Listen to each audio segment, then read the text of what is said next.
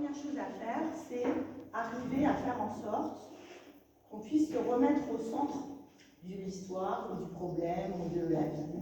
Donc c'est vraiment se remettre au centre. Donc qu'est-ce qu'on appelle se remettre au centre de la problématique? D'abord c'est faire un petit bilan pour savoir se connaître et s'arrêter quelques instants pour se dire finalement je suis qui?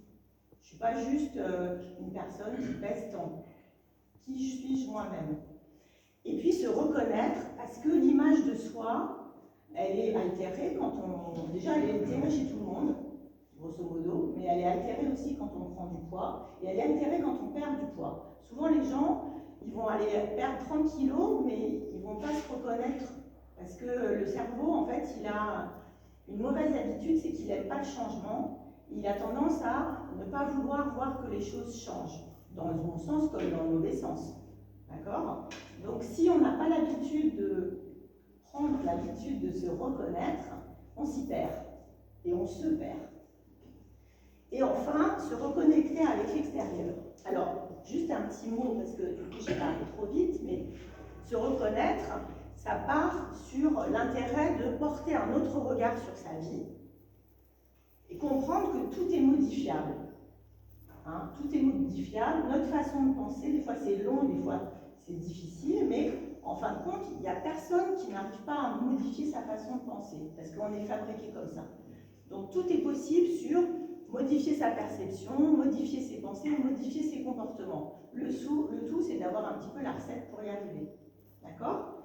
Et puis, sur le thème de se reconnaître, moi j'aime bien parler de ça avec les patients, parce qu'on n'a souvent pas toujours l'idée sur son corps qu'on a vu changer et qu'on n'aime pas forcément. En fait, le corps, c'est quelque chose d'extraordinaire. Hein, c'est vrai que la vie en soi, c'est extraordinaire. On part d'une cellule et puis on arrive à un être humain capable de faire plein de choses. Donc déjà, en ce sens, c'est magique. Mais en fait, le corps, il s'équilibre dans tous les sens. Donc, quand vous aviez 12 ans et que vous pesiez un certain poids, le corps, il était équilibré. Chez la fille, quand la puberté arrive, le corps, il se retrouve un autre équilibre en partant de quelque chose de complètement différent. Quand on prend 50 kg, le corps il arrive à se rééquilibrer et on arrive à vivre tout à fait normalement. Et inversement, quand on perd, on se rééquilibre aussi. Et ce qui est important de savoir, c'est que le corps, il bouge tout le temps. Et j'ai mis quelques exemples juste pour un peu forcer le trait. La peau, les cellules de la peau, elles se renouvellent complètement en un mois. C'est énorme. Le foie peut arriver à modifier complètement en un an, puisque le renouvellement cellulaire fait que toutes les nouvelles cellules, elles ont un an, les plus vieilles. Le squelette en 10 ans. Donc grosso modo, on a chacun un âge biologique, mais en vrai, notre corps, il a 10 ans. Donc c'est génial. Mais quand on vient